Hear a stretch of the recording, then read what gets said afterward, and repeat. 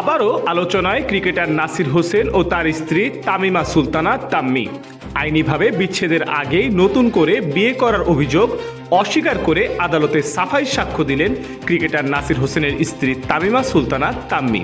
ঢাকার chief metropolitan magistrate আদালতে নিজেদের নিরপরাধ দাবি করে ন্যায় বিচার চান তিনি।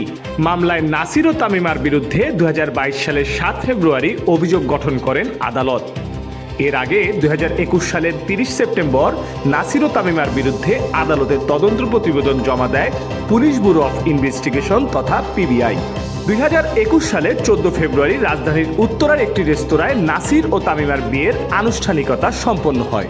তামিমা তার আগের স্বামীকে তালাক না দিয়ে নাসিরকে বিয়ে করেছেন বলে অভিযোগ ওঠে। Presenting Walton Crystal Series. Switch to premium. Switch to Crystal.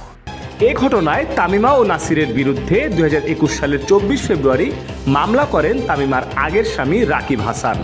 এ ঘটনায় দোষ প্রমাণিত হলে 5 থেকে 7 বছরের কারাদণ্ডে দণ্ডিত হবেন উভয়ই।